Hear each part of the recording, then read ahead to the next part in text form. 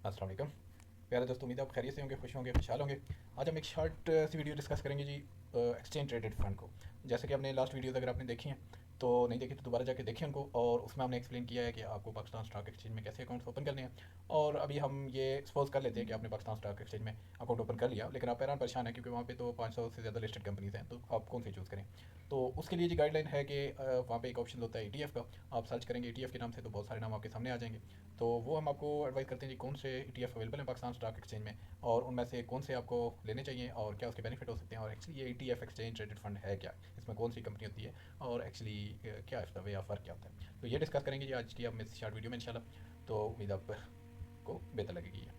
तो stock exchange fund basically एक, आप जैसे म्यूचुअल फंड के पास जाते हैं, हम म्यूचुअल फंड पे डिटेल में इंशाल्लाह in future very near future video बनाएंगे। बहरहाल जो आप म्यूचुअल फंड में जाते हैं तो वहाँ पे आप कोई भी फंड ले लेते हैं उनका, उसकी आप काफ़ी फीसेस देते हैं, और जो एक्सपेंसेस होते हैं ईयरली बेस पे वो देते हैं जो 3 to 4% है पाकिस्तान में।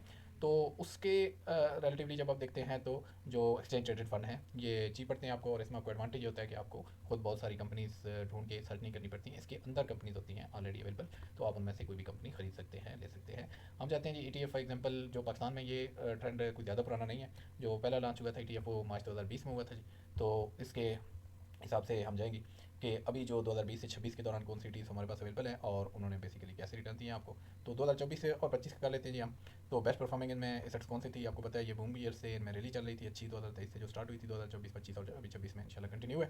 तो उसमें और ETF में दो ऑप्शन होते हैं जी, एक शरीय कंप्लेंट होते हैं, कन्वेंशन होते हैं। कन्वेंशन कौन से होते हैं जिनमें मिक्स बिजनेस होते हैं, जो शरीय कंप्लेंट ना भी हो तो उसमें इंक्लूडेड होते हैं, जैसे बैंक होते हैं, इंश्योरेंस कंपनीज होती हैं, ऐसी जो भी कंपनीज। बेसिकली शरीय कंप्लेंट का कॉन्सेप्ट क्या है, शरीय कंप्लेंट जो कंपनीज होती हैं वो होती हैं, एक तो जो हलाल किस्म का बिजनेस कर रही हो, जो उनकी प्रोडक्ट हो, जो उनकी सर्विस हो वो हलाल हो, जैसे वाइन में या इस किस्म की किसी चीज़ में वो इंक्लूडेड ना हो उनकी मैन्युफैक्चरिंग। और दूसरा ये होता है कि वो ना तो इतना ज़्यादा कर्ज देती हैं कि उस पर जो उनको सूद मिलता है वो उनके मुनाफे में शामिल हो, और ना वो अपना जो कर्ज है वो किसी बैंक या किसी के पास उस फिक्स इनकम पे रखाती हैं जिसमें उनको सूद मिल रहा हो और उससे आपको वो प्रॉफिट दे रहे हो। यानी सूद में उनकी अगर है कुछ थोड़ी बहुत कैश फ्लो के लिए तो वो बहुत रेशो कम होती है, तो इसलिए वो शरीय कंप्लेंट को कंसीडर किया जाता है। तो ये आपके पास चॉइस होती है जी, कन्वेंशन या शरीय कंप्लेंट कौन सा आप ETF चूज़ करना चाहते हैं।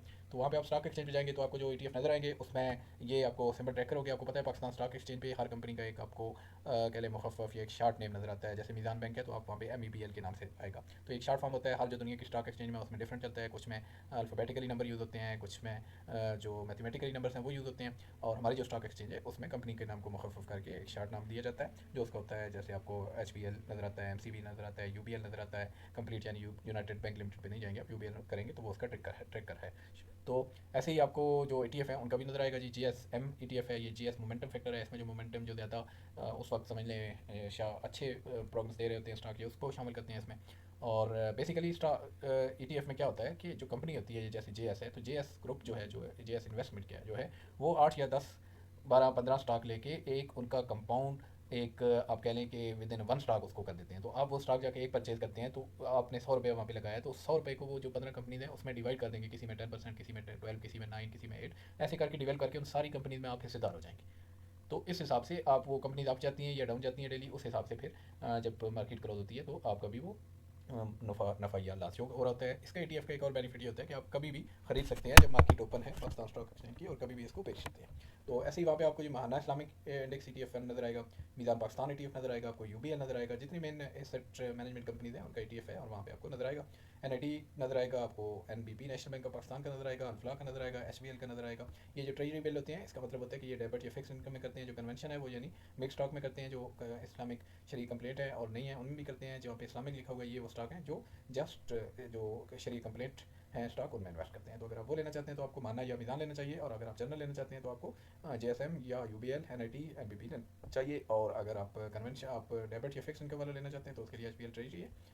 तो नेक्स्ट ईयर की अगर हम ओवरऑल परफॉर्मेंस की बात करें 2021 से लेकर 2025 तक, तो 2021 में जो KSE इंडेक्स है उसने 11% रिटर्न दिया है आपको, और जो JS है उसने 14% दिया है आपको, और UBL ने 12% दिया है। माना तब लिस्टेड नहीं था जी स्टॉक एक्सचेंज पे तो उसका नहीं है। 2022 में -9% दिया है जी KSE इंडेक्स ने, और JS मोमेंटम ने आपको 12% माइनस में दिया है, UBL ने माइनस में 7% दिया है।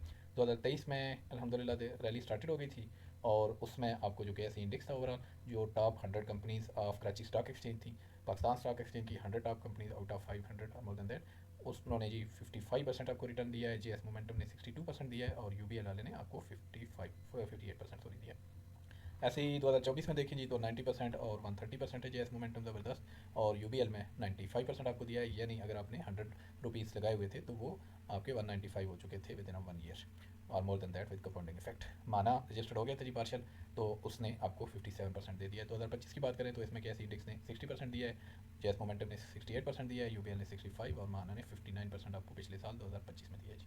तो ये ओवरऑल है जो मोमेंटम है ये है ओवर परफॉर्म किया है जी ओवरऑल इसने मार्केट को 2024 से 2026 तक देखें। तो ये ओवरऑल सिनेरियो जी। इसमें ETF में वाई हम इन्वेस्ट करते हैं, क्यों इन्वेस्ट करते हैं, तो मैनेजमेंट फीस जो होती है इसकी बहुत कम होती है, 0.5 से 1.1 तक होती है। जो म्यूचुअल फंड में आप डायरेक्ट करते हैं तो उसकी 3 to 4% होती है, which is more than that, और इवन 3 to 5%। तो ये बहुत कम होती है उसमें से। और इंस्टेंट डिवर्सिफिकेशन जो है इसमें ये होता है कि आप एक यूनिट लेते हैं तो उसके अंदर ये देखें कि यूबीएल ETF आप एक लेते हैं तो इसमें 9 लार्जेस्ट जो बड़ी कंपनीज हैं नॉन ऑयल की वो शामिल हैं। तो आप उन 9 कंपनीज में आप पार्टनरशिप ले सकते हैं, इसके थ्रू उनके शेयर आप खरीद सकते हैं। और इसमें एडवांटेज क्या है, लिक्विडिटी क्या होती है कि आप कोई चीज़ कितनी जल्दी खरीद या बेच सकते हैं, इसको कहते हैं लिक्विडिटी। तो आप जो ये बेसिकली ETF है ये कभी भी आप अपनी जो एप्लीकेशन है उससे बेच या ख़रीद सकते हैं जब मार्केट ओपन होती है उस दौरान। और इसमें क्या होता है जी कि you can see the INF जो इंडिकेटिव नेट एसेट वैल्यू होती है कि जो ओवरऑल वो स्टॉक्स की वैल्यू क्या है, तो हर वो 15 सेकंड में अपडेट होती रहती है। तो ये था जी ओवरऑल हमारा सेशन आज का ETF के हवाले से। उम्मीद है इसने आपकी कुछ नॉलेज में इजाफा किया हो, और आपको कोई इससे बेहतर नॉलेज मिला है तो प्लीज़ आप सब्सक्राइब करें, शेयर करें इस वीडियो को, और मज़ीद हमें बताएं कि किस बारे में आप जानना चाहते हैं, या ETFs के बारे में, म्यूचुअल फंड्स के बारे में आप मज़ीद जानना चाहें तो प्लीज़ बताएं हमें। तो इंशाल्लाह उस हवाले से मुकम्मल मालूमात फराहम की जाएगी। बहुत शुक्रिया। खुश रहें, खुशहाल रहें, दुआ में याद रखें। अल्लाह हाफ़िज़।